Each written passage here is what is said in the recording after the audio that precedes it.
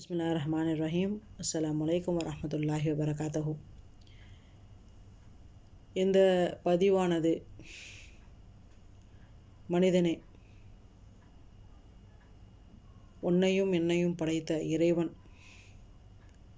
நம்மை இந்த பூமியில் படைத்து தனியாக விட்டுவிடவில்லை. நமக்காக நாம் இந்த பூமியில் என்ன செய்ய வேண்டும், என்ன செய்யக்கூடாது என்பதையெல்லாம் நமக்கு ஒரு வழிகாட்டியாக நூலை இறக்கியிருக்கின்றான்.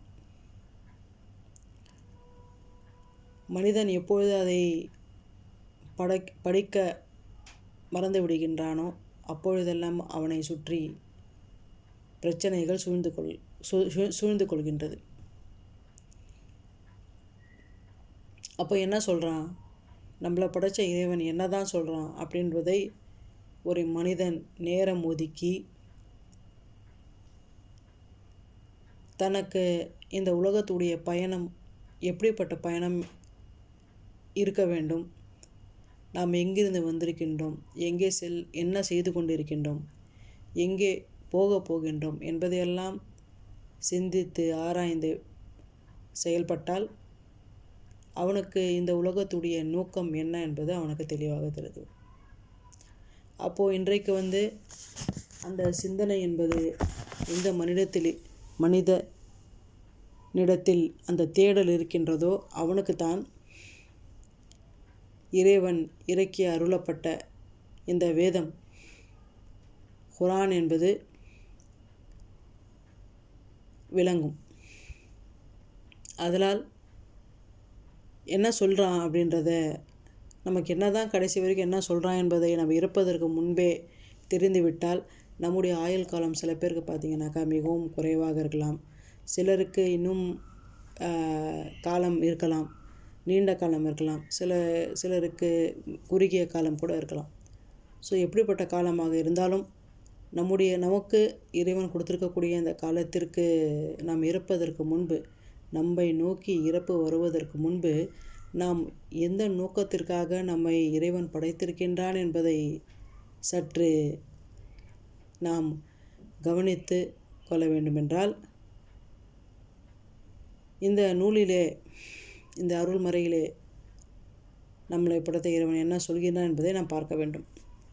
அப்படிப்பட்ட இந்த குர்ஆனிலே நம்மை படைத்த இறைவன், இந்த பிரபஞ்சத்தை படைத்த இறைவன் என்ன சொல்லியிருக்கிறான் என்பதை இன்ஷா அல்லாஹ் என் கூட நீங்கள் பயணிச்சிங்க என்று சொன்னால் இந்த குர்ஆனுடைய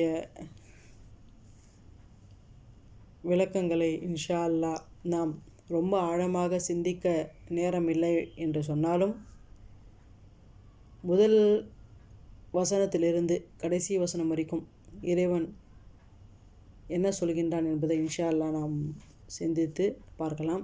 வாங்க இன்ஷா அல்லாஹ் நம்ம குர்ஆனில் போவோம்.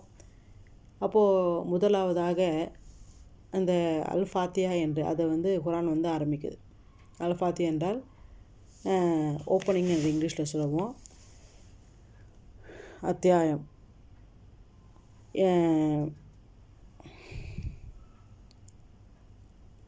இது மக்கால இறங்கி அருளக்கூடிய இந்த சூறா.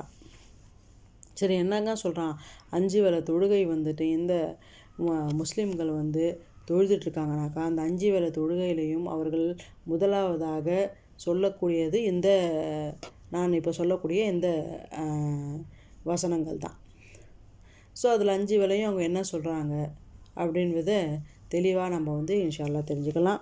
என்னன்னாக்கா முதலாவதாக எதை ஆரம்பிக்கும் என்றால் அவனுடைய பேர், நம்மளை படைத்த இறைவன் உடைய பெயரில் ஆரம்பிக்க வேண்டும் அப்படின்ற இதில் பிஸ்மில்லாஹிர்ரஹ்மானிர்ரஹீம். அதாவது பிஸ்மில்லா என்று சொன்னால் உங்களுக்கு தெரியும், அல்லாஹ்வின் பெயரில் ஆரம்பிக்கின்றேன். அவன் எப்படிப்பட்டவன் என்பதை அல்லாஹ் சொல்கின்றான். அவன் மிகவும்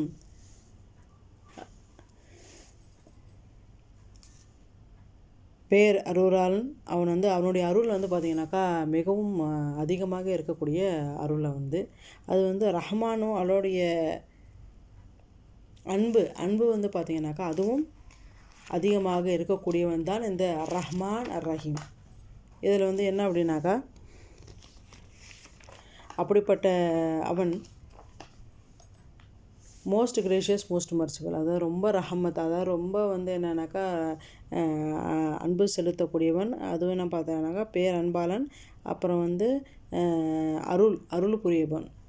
ஸோ இதுதான் வந்துட்டு அவன் தன்னை இன்ட்ரடியூஸ் பண்ணிக்கிறான். அல்லாஹ் சுப்ஹானஹு வ தஆலா எப்படி இன்ட்ரடியூஸ் பண்ணுறான்னு சொல்லி பார்த்தா, தான் யார் அப்படின்றதை இறைவன் எப்படி சொல்கின்றான். அப்போ பாருங்கள், இறைவன் எவ்வளோ விஷயம் செய்யக்கூடியவன் இருந்தாலும் இறைவன் தன்னை எப்படி சொல்கின்றான் என்று தெரியுமா? மனிதனை பார்த்து தான் யார் என்பது, எப்படிப்பட்டவன் என்பதை முதலாவதாக அவன் சொல்லும்பொழுது அவன் சொல்கின்றான், நான் அருள் புரிபவன்.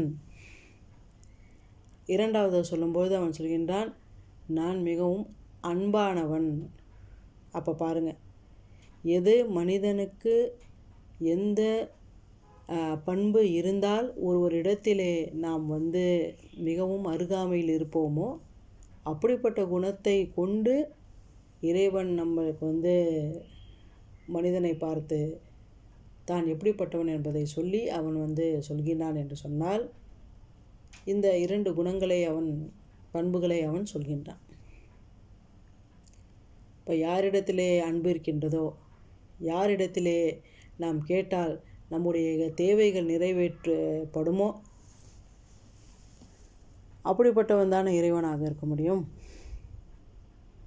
ஸோ அப்படிப்பட்டவன் நமக்கு என்ன சொல்கிறான், மனிதனை பார்த்து என்ன சொல்கின்றான் என்பதை நாம் வந்து சிந்திச்சு பாருங்கள். இதுதான் வந்து முதலாவது அல்லாஹ் சொல்லணும்.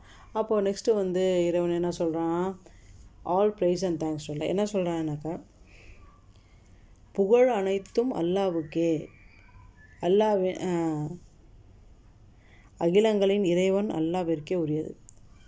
அதாவது நாம் இன்றைக்கி வந்து புகழுக்காக எத்தனையோ மனிதன் வந்து பிரச்சனைகளை வந்து சந்திக்க நேருகின்றான். புகழ் எனக்கு கிடைக்கலை, புகழ் உச்சத்திற்கு நாம் செல்ல வேண்டும் என்பதற்காக பல தவறுகளையும் தீமைகளையும் அளவுக்கு மீறி சராமாரியாக ஒரு தவறு செய்கிறோம் என்பதை கூட பொருட்படுத்தாமல் அவன் தவறு செய்து விடுகின்றான். ஆனால் அல்லாஹ் சுப்ஹானஹு வ தஆலா சொல்கிறான், புகழ் என்பது எப்படிப்பட்டது, அந்த புகழ் என்பவருடைய அனைத்தும் எப்படிப்பட்ட புகழ்ச்சி, அது சின்ன புகழ்ச்சியாக இருந்தாலும் சரி, அது பெரிய புகழாக இருந்தாலும் சரி, அது யாருக்குரியது என்று சொல்கின்றான். அது அல்லாஹ்வுக்கு உரியது, இறைவனுக்கு உரியது, நம்மை படைத்த இறைவனுக்கு உரியது அப்படின்னு சொல்கிறான். அப்போ இதிலேயே நாம் வந்து புகழை நோக்கி வந்து செல்வதற்கு எந்த தேவையும் இல்லை. எப்பொழுது இறைவன் சொல்லிட்டான், நீ செய்யக்கூடிய எந்த விஷயமாக இருந்தாலும் சரி, அது புகழ் உனக்கு கிடைப்பது என்று சொன்னால் அந்த புகழ் நமக்கு கிடையாது, அந்த புகழ் நம்மை படைத்த இறைவனுக்கு உரியது. ஏனென்றால் நாம் அந்த செயலை செய்யக்கூடிய அந்த நமக்கு வந்து அந்த ஸ்ட்ரென்த்து தந்தது யார், நம்மை படைத்த இறைவன். அதை செய்யக்கூடிய ஆற்றல் கொடுத்தது யார், இறைவன். அப்போ சரிதானே. இப்போ நம்ம எதுக்கு அந்த புகழுக்கு பின்னாடி போவோம்? நமக்கு என்ன அருகதை இருக்கின்றது அந்த புகழுக்கு உரிமை ஆவதற்கு? இல்லை, நாம் ஒரு அடிமை. அதுதான் நல்லா சொல்கின்றான் இறைவன். நமக்கு என்ன சொல்கிறான், நாம் ஒரு அடிமை. அப்போ ஒரு அடிமைக்கு புகழ் என்பது தேவை கிடையாது. ஏனென்று சொன்னால் அந்த தாயுடைய வயிற்றில் நாம் பிள்ளையாக இருக்கும்போது நாம் எங்கே பிறக்கப் போகின்றோம், யாருக்காக பிறக்கின்றோம், இதெல்லாம் பார்த்திங்கன்னா நமக்கே வந்துட்டு ஒரு தெரியாது. அவ்வளோ ஒரு நிலையிலே நாம் இருந்து இன்றைக்கு கொஞ்சம் கொஞ்சமாக நாம் இந்த பூமியில் இருக்கக்கூடிய எல்லா விஷயங்களையும் தெரிந்து கொண்டு வளர்ந்து விட்டு முழுமை அடையும் போது, வளர்ச்சியின் முழுமை அடையும் போது புகழ் என்பதற்கு பின்னாடி செல்ல போகக்கூடிய நமக்கு நன்றி செலுத்த வேண்டும், நமக்கு புகழ வேண்டும் அப்படின்றத தாண்டி என்ன தேவை இருக்கின்றது? ஒரு காலகட்டத்தில் நம்ம யாருன்றதே நமக்கு தெரியாது. இப்போது மறுபடியும் பார்த்தீங்கன்னாக்கா வயதான முதிர்ச்சி வரும்போது என்ன ஆகும், நமக்கு என்ன யார் நம்மளை எப்படிப்பட்ட நிலையில் நாம் இருப்போம், மறுபடியும் தள்ளாடிய ஒரு நிலைக்கு போய்விடுவோம். ஸோ இதற்கு இடைப்பட்டதான் வாழ்க்கை. அப்போது ஆரம்பிக்கும் போது கூட வாழ்க்கைக்கு நமக்கு ஒருடைய தேவை இருக்கின்றது. இறக்கும் தருவாயில் கூட நம்முடைய தேவை இருக்கிற நமக்கு எதுக்கு புகழ், நன்றி, அந்தஸ்து, இதையெல்லாம் பார்த்திங்கனாக்கா சிந்தித்து பார்த்தால் நமக்கு புரியும். சரிதான், இறைவன் சரியாதான் சொல்கின்றான். புகழ் என்பது அவனுக்கு மட்டும்தான். ஏனென்றால் அவனுக்கு மரணம் என்பதே கிடையாது. ஆனால் மனிதனுக்கு மரணம் என்பது நிச்சயம் உண்டு. மரணமில்லாத இறைவனுக்கு தானே அந்த புகழும் சரி, நன்றியும் சரி உரித்தாகும். இதை ஏன் மனிதன் யோசிக்க தவறுகின்றான் என்பதை நாம் சிந்தித்து பார்க்க வேண்டும். சிந்தித்தால் இந்த உலகத்திலே பாதி பிரச்சனை என்பது காணாமல் போய்விடும். ஸோ இதைத்தான் நல்லா சொல்கின்றான்.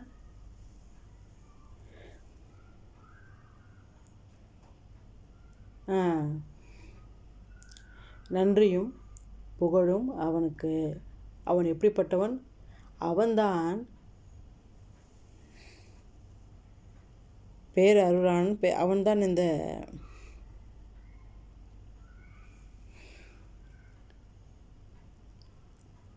இந்த பிரபஞ்சத்தை படைத்த இறைவன் என்று அவன் சொல்கின்றான். அவன் வெறும் மனிதனை மட்டும் படைத்திருக்கின்றான் என்று நம்புகிறீர்களா? மனிதனையும் மட்டும் படைக்கவில்லை. அவன் யாருடைய இறைவன் என்று சொல்கின்றான்? மனிதனையும் நான் படைத்திருக்கின்றேன். அவன் மட்டுமல்லாமல் ஜின் என்று சொன்னால் ஒரு அல்லாஹ்வுடைய படைப்பிலே, இறைவனுடைய படைப்பிலே புகை, அதாவது நெருப்பை கொண்டு, அதாவது அந்த புகையானது நெருப்பாலான அந்த பிறப்பு. ஆனால் நமக்கு அது தெரியாது. அது அப்படி அதை ஜின் என்று சொல்வார்கள். அந்த ஜின் வர்க்கத்தை, அந்த வர்க்கமும் இந்த பூமி இன்றைக்கி நம்ம சுற்றி இருக்கக்கூடிய ஆவி அதெல்லாம் பார்க்குறோம் இல்லையா, அதெல்லாம் நம்ம கண்ணுக்கு தெரியறது கிடையாது. ஸோ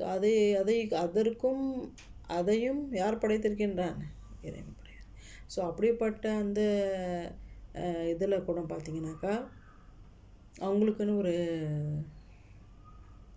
ஒரு ஃபேமிலி இருக்குது. அவங்களுக்கும் நம்மளை மாதிரி இறைவனை நம்பக்கூடியவர்களும் இருக்காங்க, இறைவனை நம்பாத மக்களும் அந்த கூட்டத்திலும் இருக்கிறார்கள். சரிதானா? ஸோ